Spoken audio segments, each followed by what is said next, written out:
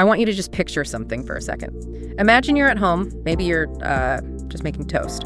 And suddenly, the fire alarm goes off. And I don't mean a little chirp. I mean the full-blown, ear-splitting, get-out-now screech. Right. Your adrenaline just dumps, heart's pounding. You're looking for the fire. Exactly. But here's the thing. There is no fire. There isn't even any smoke. The toaster is fine. The hallway is empty. But the alarm just will not stop. It just keeps screaming that you're in danger. For millions of people, that's not a metaphor. That is the biological reality of living with an anxiety disorder. And the number of people is just... it's staggering. This isn't some fringe issue. I mean, if you look at the global data, anxiety disorders are the second most common type of mental disorder on the entire planet. The second? Wow. Yeah. We're talking about nearly 30% of adults. Nearly a third of all adults will experience a clinically significant anxiety disorder at some point in their lives. So if you're in a room with two other people, I mean, statistically, one of you has dealt with this. That's the reality, and yet we still tend to kind of minimize it, you know? We use the word anxiety as a stand-in for just stress or being nervous. Right.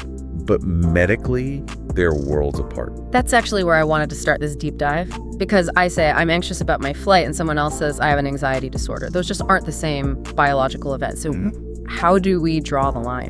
It's a critical distinction, and the clinical literature draws a very sharp line between fear and anxiety. Oh. They might feel similar, but the mechanism is different. So fear is a reaction to a clear, present danger.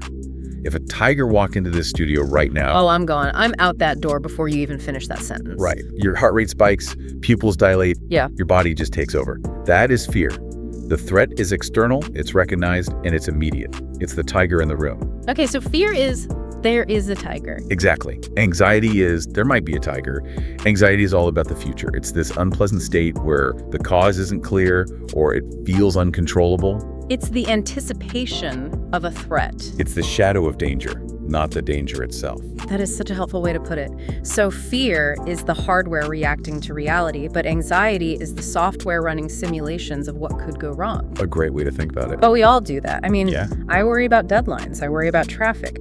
When does that normal, everyday worry become, pathological? That is the million-dollar question. The sources use this term, adaptive capacity.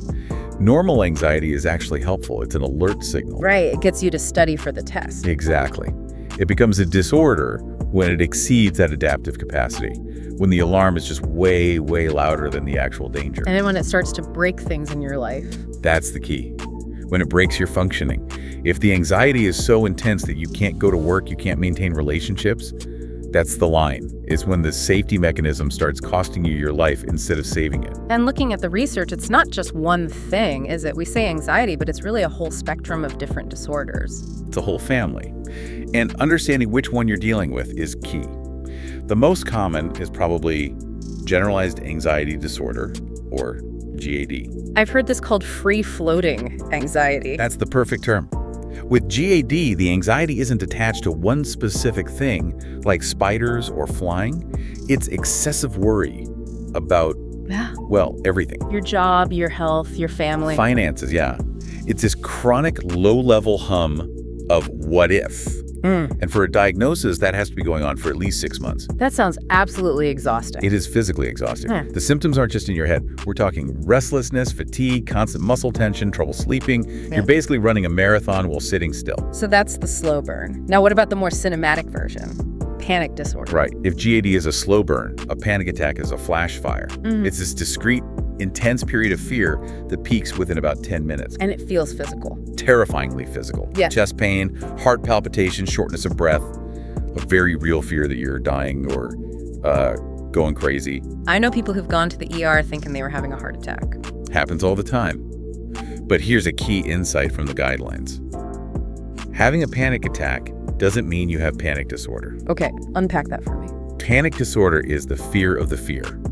It's when you have these recurrent, unexpected attacks, and then you develop this persistent worry about having another one. So you start changing your life to avoid it. Precisely. You stop exercising because it raises your heart rate. You avoid coffee. You avoid certain places, all because you're terrified of triggering that feeling again. Which leads right into agoraphobia, right? which isn't just a fear of going outside. No, it's more logical than that. Yeah. Agoraphobia is often a complication of panic disorder. It is anxiety about being in places where escape might be difficult or where help might not be available if you have a panic attack. So it's about a safety calculation. It's all a safety calculation. It could be crowds, bridges, standing in line. Mm-hmm. It's not, I hate the outdoors. It's, if I have an attack right now, can I get out of here? That makes so much more sense. Then there's social anxiety disorder, which is very different from just being shy. Very different. Shyness is a personality trait. Social anxiety disorder is an intense, paralyzing fear of being negatively judged or humiliated. To the point where you just avoid social situations entirely. Completely. And then the biggest category by sheer numbers, specific phobias. The fear of flying, spiders, heights. Exactly.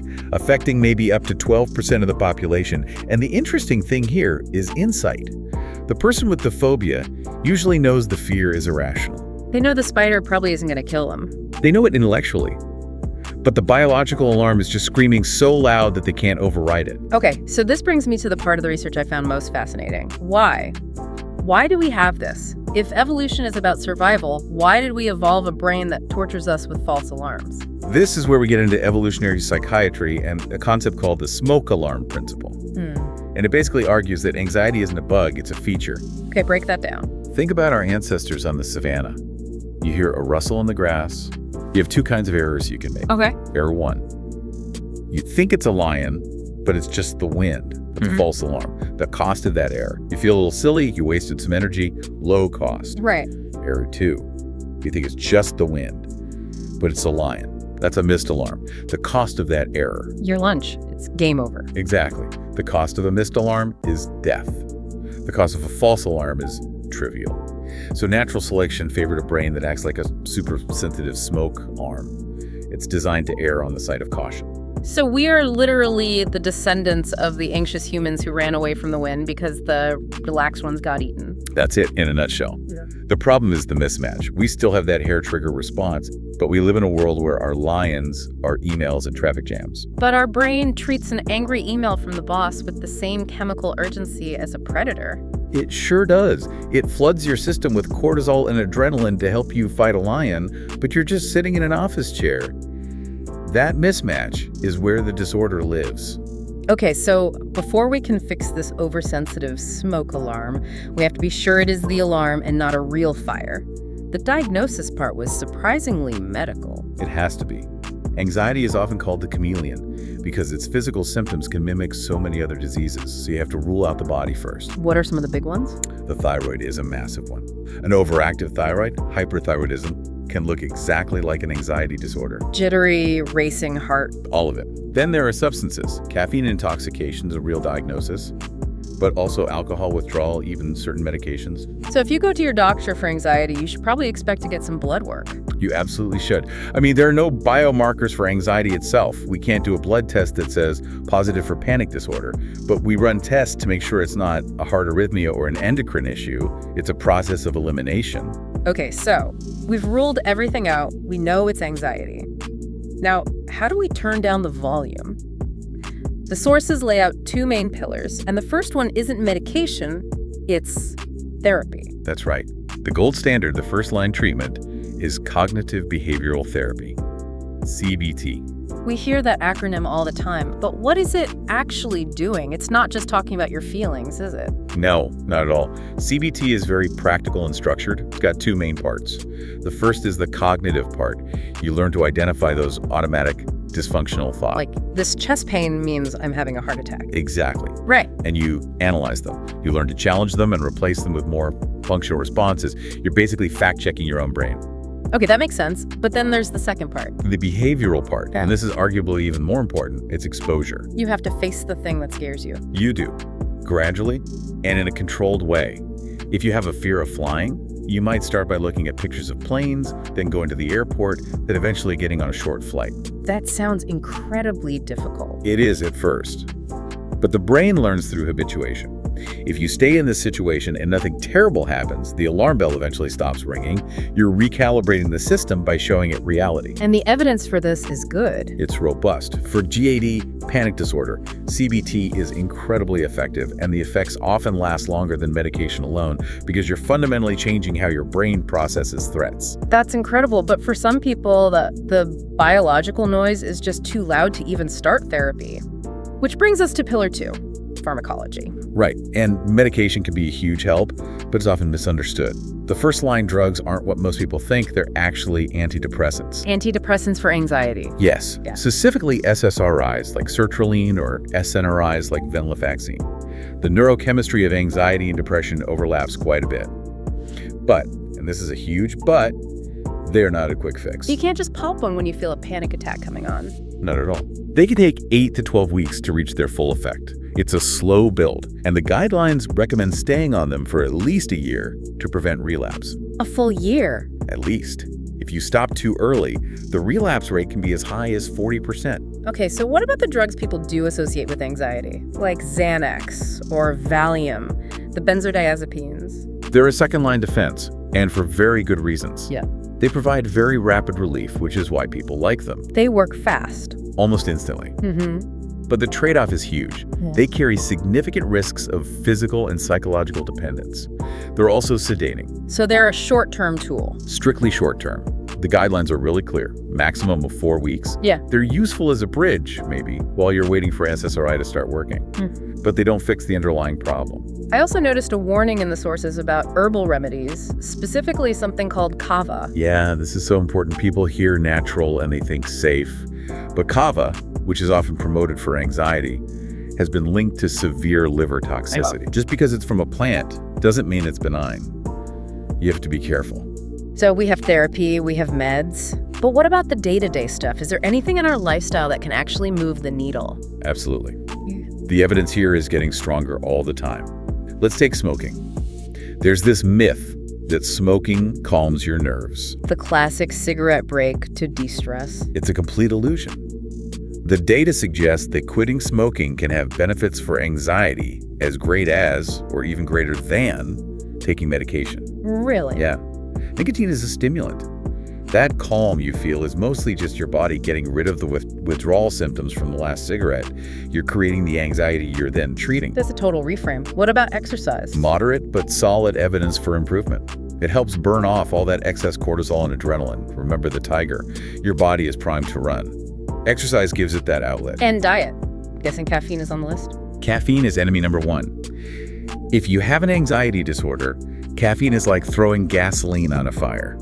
You're chemically inducing the very symptoms you're trying to avoid.